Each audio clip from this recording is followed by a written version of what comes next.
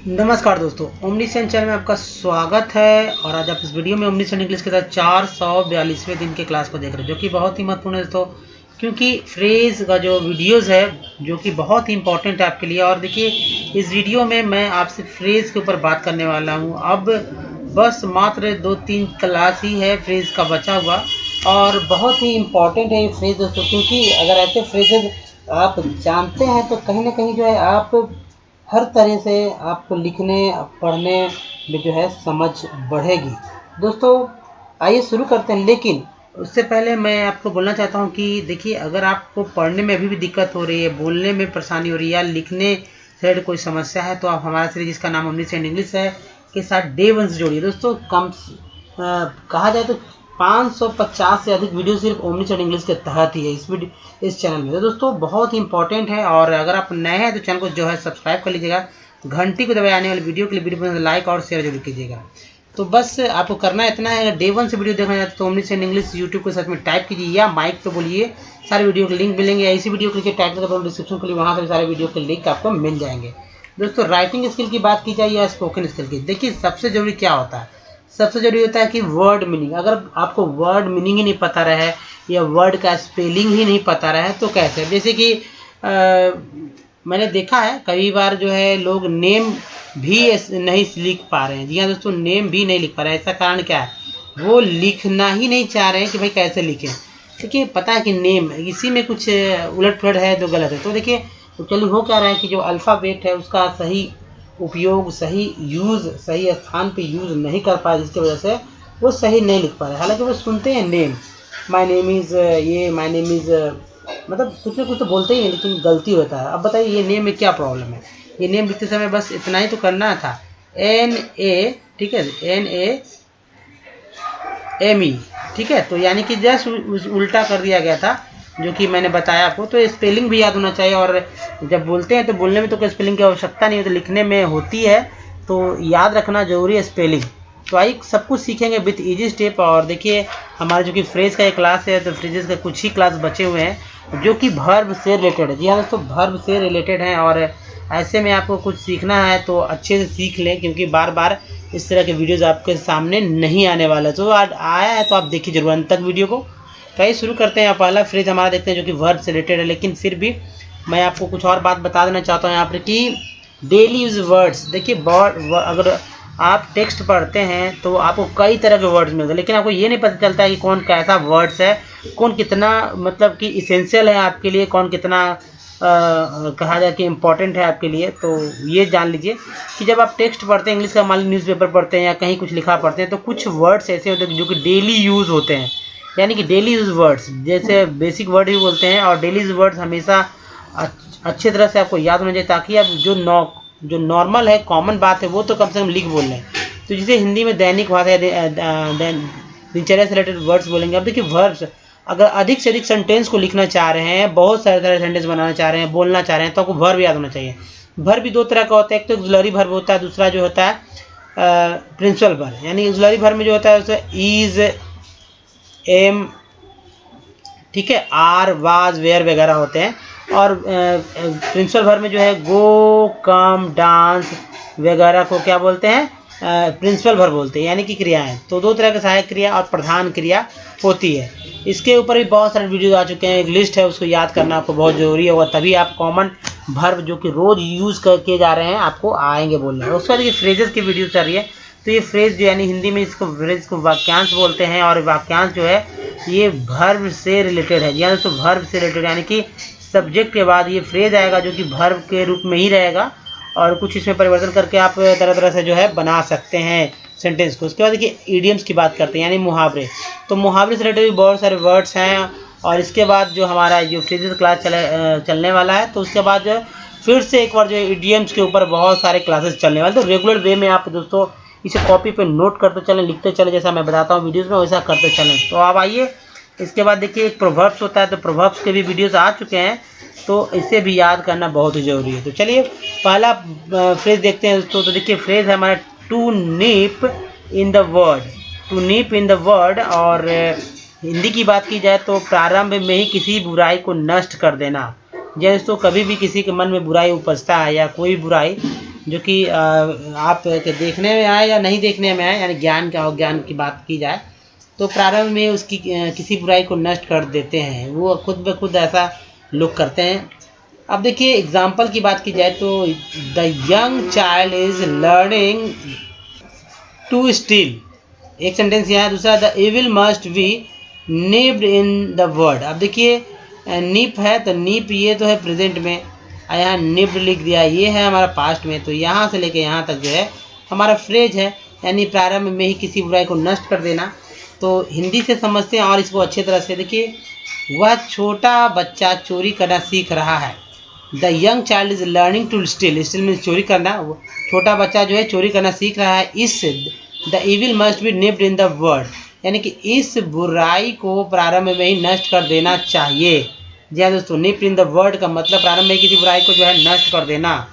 अब बात कर रहे हैं नेक्स्ट जो हमारा है phrase to pay back in the one's on coins. जी हाँ दोस्तों, हिंदी अर्थ है जैसे को तैसे में बदल देना, जैसे को तैसा में बदल देना। एग्जाम्पल है Aurangzeb was the paid back in his on coins. तो यहाँ देखिए पे का जो है ये तो पास्ट हो गया पैड, और यहाँ से लेकर यहाँ तक जो है क्या है, फ्रेज ही तो है, बाय हिज सन। तो दोस्तों सिंपल सा बात है, औरंगजेब जो कि मुगल साम्राज्य का कहा जाए तो एक सशक्त और आखिरी सबसे बड़ा योद्धा था या शासक था कह सकते हैं। उन्होंने अपने पिता के साथ जैसा व्यवहार किया, जैसा गृहबंदी बनाया और सत्ता को हथियाया, वैसा ही उनके पुत्रों ने उनके मरने के बाद उनके साथ वैसा ही किया। तो ऐसा हुआ था, इतिहास की बात है। तो औरंगजेब ने जैसा व्यवहार अपने पिता के साथ किया, उसके पुत्रों ने भी उसके साथ वैसा ही व्यवहार किया। ठीक है, to pay back in once on coins. ठीक है, नेक्स्ट फ्रेज हमारा है टू पे वंस वे।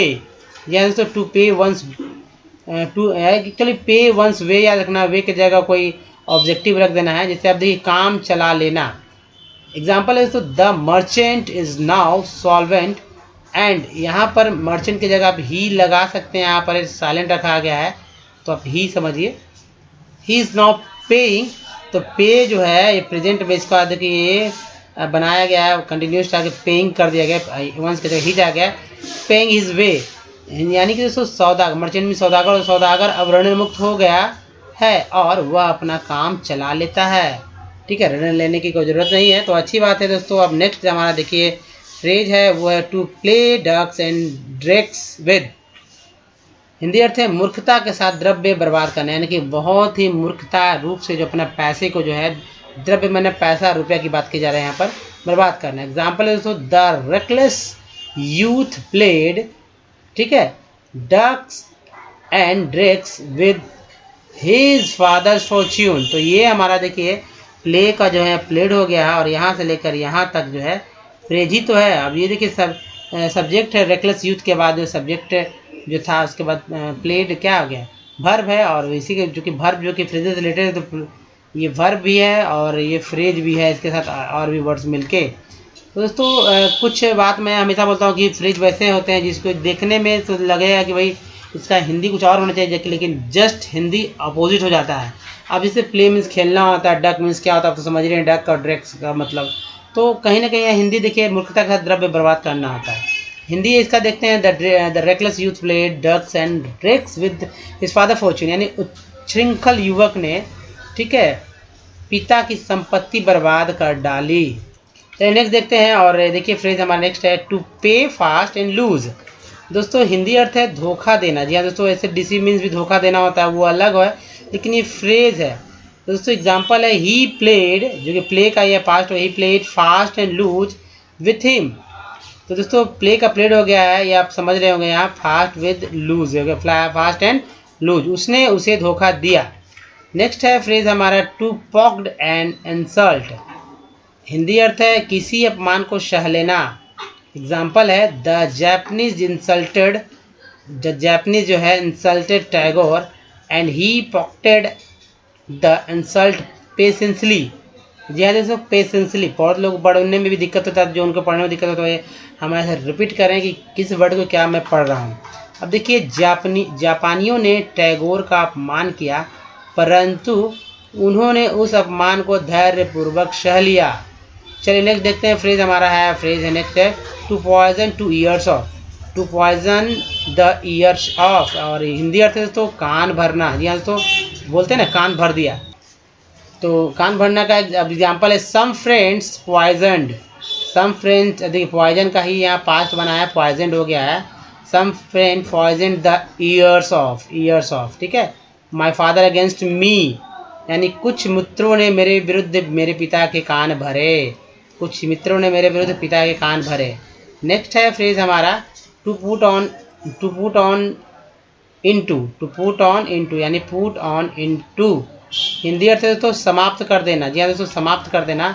एग्जाम्पल है black marketing is rampant, rampant, ठीक है, रैम्पेंट इन द कंट्री।